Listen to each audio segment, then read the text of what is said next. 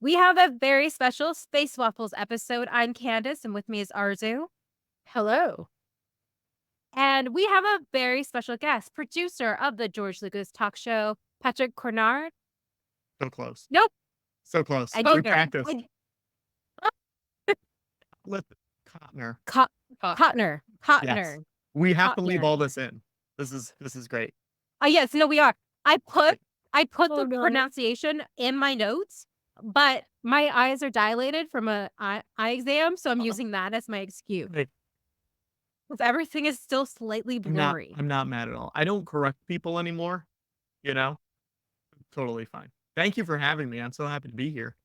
We're so excited to talk about this new doc. First off, for Star Wars fans who don't know, like, how would you describe the George Lucas talk show? It's a great question. This is the elevator pitch that we've been struggling with for a decade. It's hosted by this comedian, Conor Ratliff. He plays George Lucas, and it's a regular talk show as if retired filmmaker George Lucas is hosting a talk show. That's the way we tell people. We say it's Jimmy Fallon, it's James Corden, except those two guys are George. The sidekick is Watto from, of course, The Phantom Menace and Attack of the Clones. He's played by Griffin Newman, who's a comedian who was in The Tick and hosts Blank Check, the movie podcast. And then I'm their on-air producer, and we interview real people as themselves. We've had a lot of insane people on. Whoopi Goldberg's been on, Ahmed Best, Seth Meyers, Weird Al, just like crazy people who should not be on the show have been on the show. So it's been going on for 10 years, and these filmmakers just decided, well, they didn't just, but they decided 5 years ago to make a documentary about the show and about Connor and his creative process and what it's like to make a live comedy show in New York City when none of you were really that famous. And it just came out, and it's called "I'm George Lucas: A Conor Ratliff Story" on VOD right now. So it's been going on for about 10 years, and now you have these celebrity guests and all these really big names. But I wonder if you could talk about kind of the process in the early days and sort of what that looks like before it became, or Mhm. were you always kind of pitching high? I mean, I think we were always pitching high. Whether that happened or not was different, you know? I think it happens more often now than it did back then, obviously. But when we were starting, when the show really was just getting off the ground, it was just Connor asking his friends, you know? Which we had, we had cool friends because we were working in the comedy world in New York and he was acting on a lot of cool things. So, like, there were cool people that came together. But for the first, like, year or so, it was pretty much like his friends, my friends, not going out to anyone that we didn't know. And then the one that really, like, changed the tide on the guests was when Connor was in high school. He got cast in a college production of the play Ordinary People, which was a movie in the '80s that, Robert Redford directed, and, the other people in the cast were either adults or college students, and the guy who's playing his therapist in the play, Connor was the lead, and the guy who's playing his therapist was, like, an older guy, and they got extended through the summer, to do more shows, but this guy couldn't do it. So they said, "That's alright. We have a college kid coming in. He's gonna take over the role." And this is in 1990, probably somewhere around there. And that college kid was John Hamm. Um, so they did this play for like 6 months and then did not see each other again for a very long time. And we're doing the Lucas show in, I guess it was probably 2015. I think it was the month before Force Awakens came out, was when it happened. Because I'll tell you why not.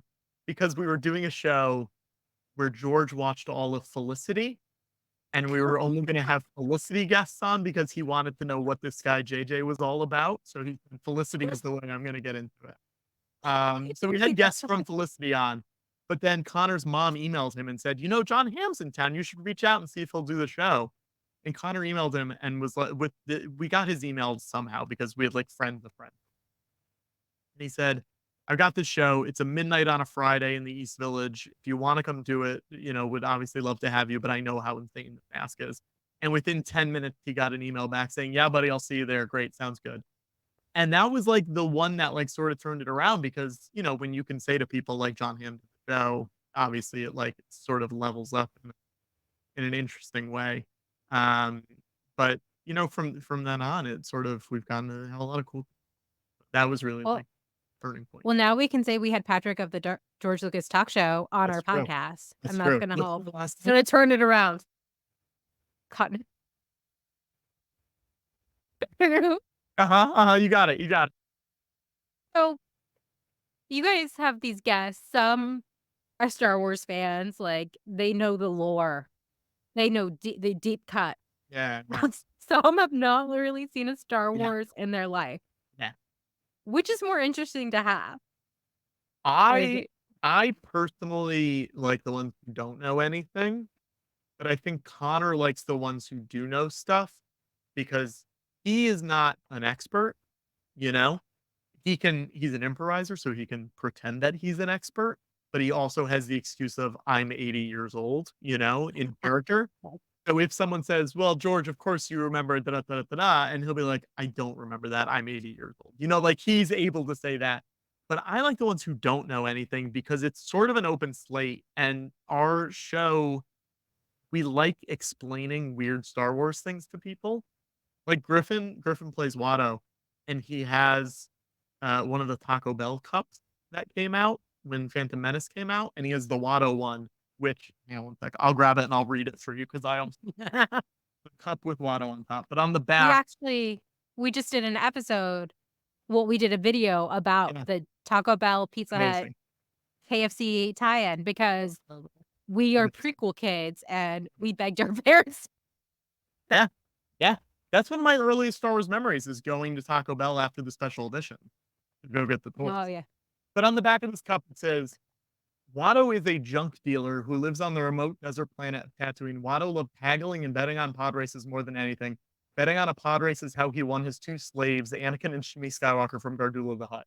And making people who have never seen these movies or know anything about Watto read that just cold is truly so funny because they're just like, Yeah. it's such a Yeah. thing that you don't expect when you're talking about Star Wars. So I think that's Oh, been like a source of joy for us a little bit. yeah. I was watching the Severance cast Yeah, episode. yeah. And yeah, Watto says only one of those are children, the slaves. Just Brit's face. Yeah. Like, what? Very funny. Because it's insane, and it's insane that those were marketed towards children. No. So on this like kind of lore note, what is the like strangest bit of lore that has come up Mm, either from you mm, guys or from the guests that just kind of threw everybody for a loop? yeah, I mean, I think one of our favorite this is extending a little bit what lore means, but we like having people who have worked with George on because we're like, "Okay, tell us the weird thing that you remember about George." Not like the super weird thing, but like, what's the, like, weird idiosyncrasy thing that, like, he talked about in a meeting or whatever? And one guy, I can't remember who it was. I think it was Jonathan Bresman, who worked at Lucasfilm, and he wrote the Art of book for Phantom Menace, I think. Mm. He told us that they used to go down the hill from Skywalker Ranch and they would all go to Chili's together. And it was George's favorite restaurant was Chili's. That it makes so much sense, and it became such a big part of Connor's character. Like, we had him on, and while he was telling that story, Connor, like, secretly ordered stuff from Chili's and had it delivered. So in, like, 20 minutes when we were still talking to him, he's like, "Oh, yeah, my burger just got here," and, like, was able to hold it up.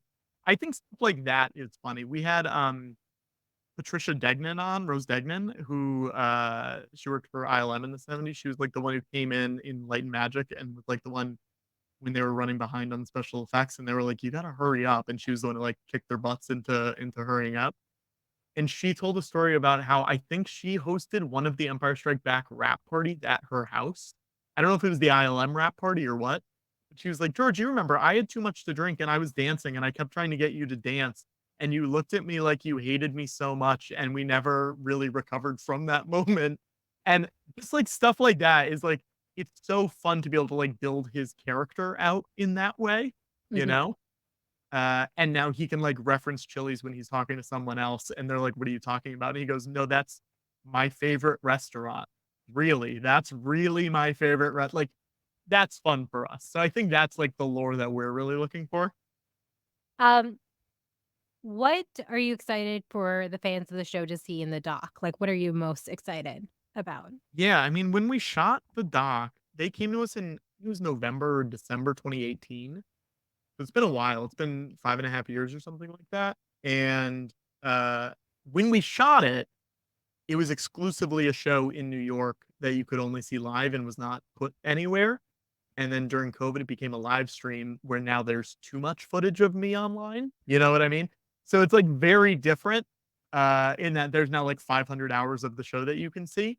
So I think the thing that like I'm most excited for people to see is about the show and like, you getting to see the early footage of those first couple of years of the show that aren't anywhere else, but also just like what it's like to make a live show in New York pre-COVID, like what that was like when you're putting a show together with no famous people, you know?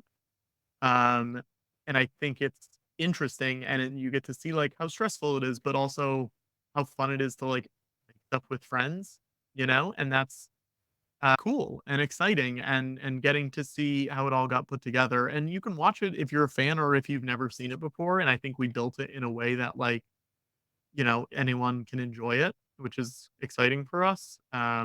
It's also like a weird time capsule of New York comedy at that point because it's mostly 2019 and just like, there's moments where in our last show of 2019 Connor's, like, leaving for 2 months to go on tour with a band. He's, like, doing comedy to open for a band, and they're like, "What do you think's in store next year?" And he's like, "I don't know. I'm really excited to see what the future." It's just, like, building up all this tension for people because we obviously know what's happening, but he does not.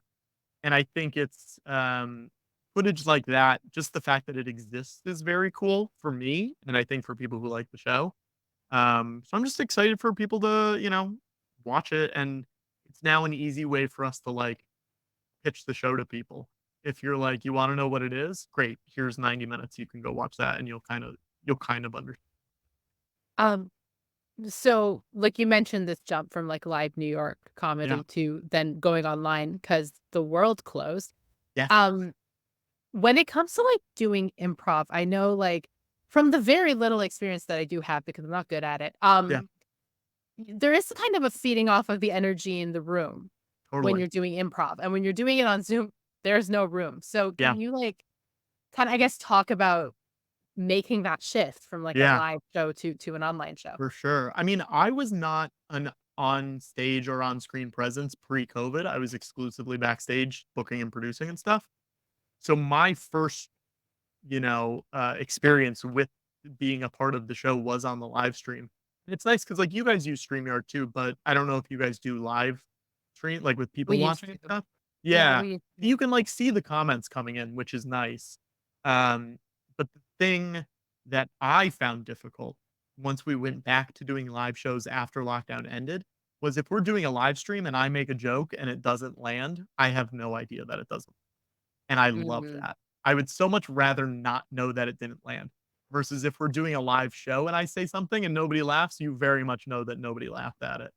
Um, but when we were starting up the live stream, it was our first one was May 4th, 2020. And Connor was really resistant to it because he was like, it's gonna be a different thing. And if it's bad, I don't want people in Iowa or Missouri or wherever for this to be their first, exposure to the show. And if it's bad, that's their forever exposure to the show. So it was very interesting. We didn't really talk too much beforehand about what it was going to be. It sort of just like found itself. But I knew that between Connor and Griffin, like they're both very funny actors and improvisers, which I'm not. I'm almost exclusively behind the scenes guy. I knew that they would make it interesting in a way that was cool. And I think, having when we were all locked down, I'm sure you guys remember, like there were a lot of live stream stuff where like cool people were doing it because none of us had anything to do, you know? So you were able to get like higher profile people because we were all in the same situations for the first time in forever.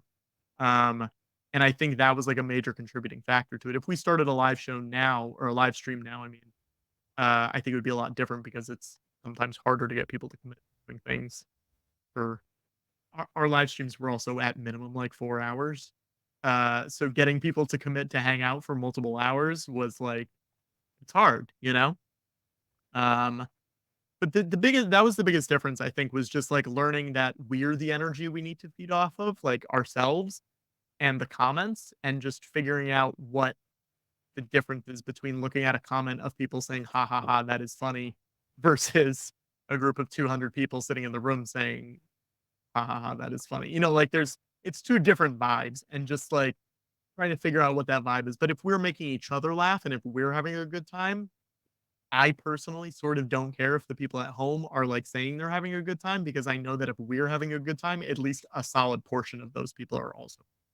That was a lot. So I monologued for a while there. Sorry oh, about that. no, but it was great. We asked a question. Yeah. Yeah, we asked, that's what we You're need. doing great. Well, you mentioned you used to be just behind the scenes, but Yeah. now you're on stage, and you're the straight man to Yeah. George Lucas and Yeah. Watto. How do you handle these absurd characters without getting Yeah. too absurd yourself? No, totally.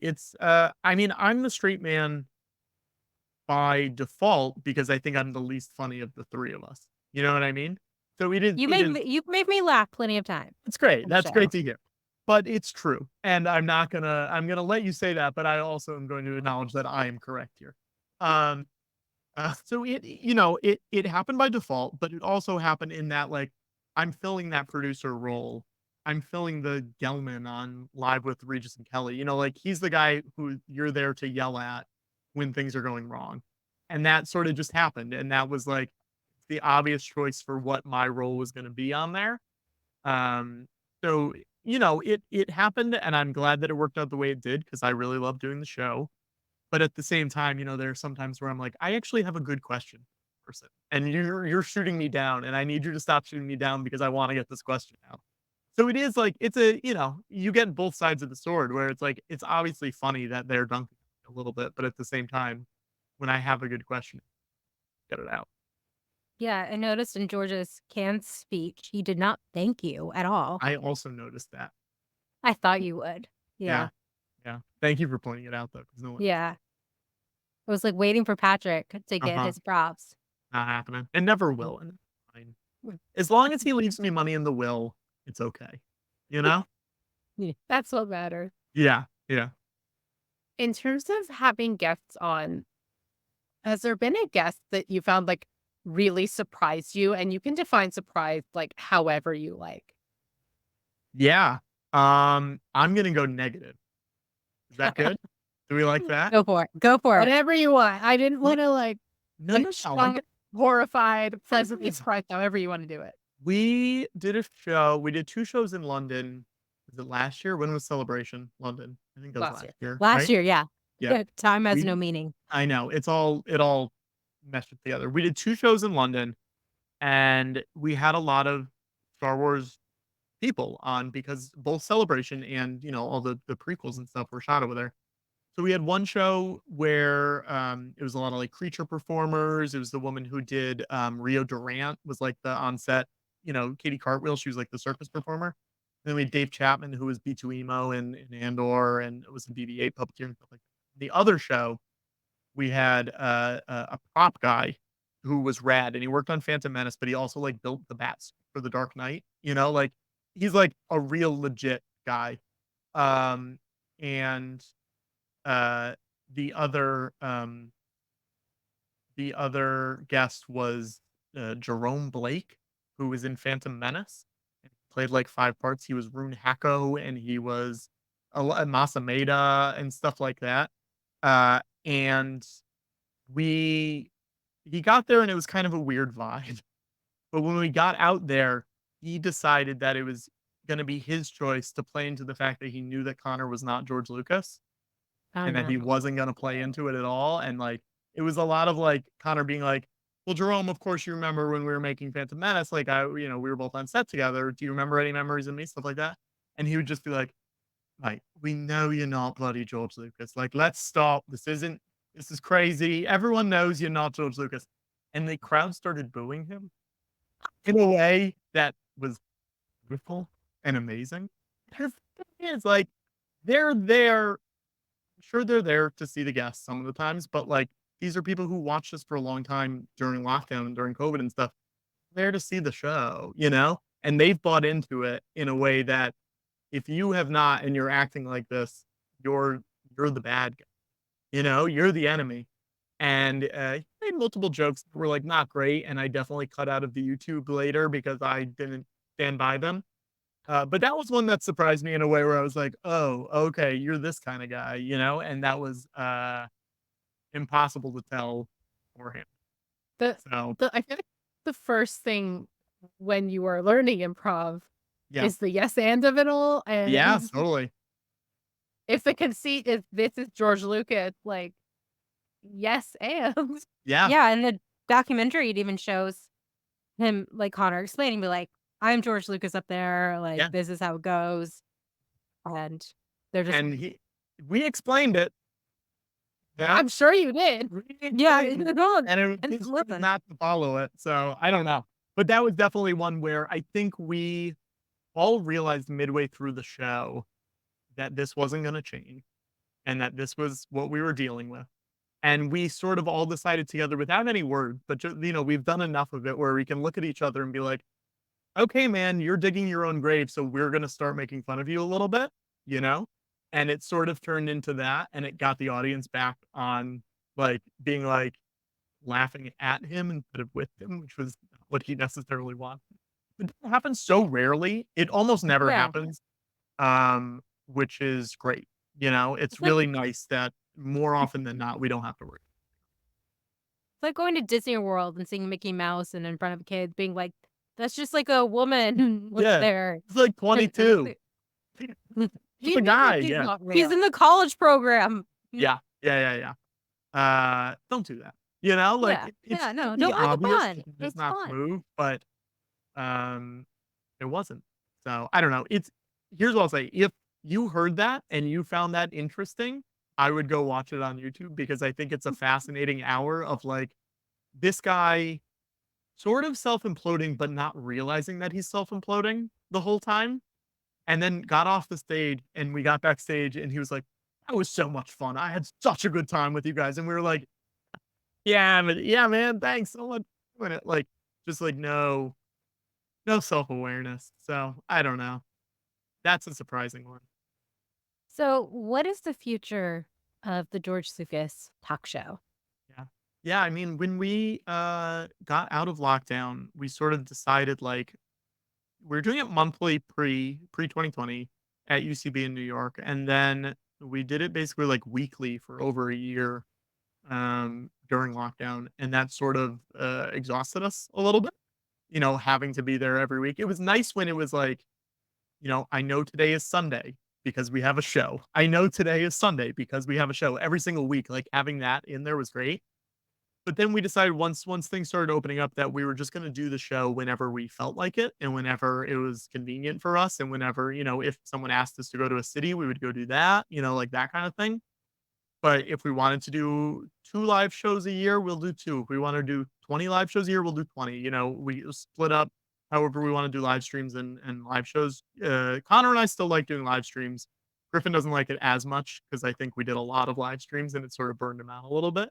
So Connor and I will still do live streams throughout the year, and then Griffin will join the live shows. But I don't really know what the future is. It's kind of like whatever we want it to be, and I think that's what's most exciting for us is that we can just do it at the frequency that's fun for us, and as long as people keep going and we keep selling tickets, then we're going to keep doing it. You know? How can people see the documentary? Yeah, yeah, You yeah. said it So was the documentary it just came out on VOD.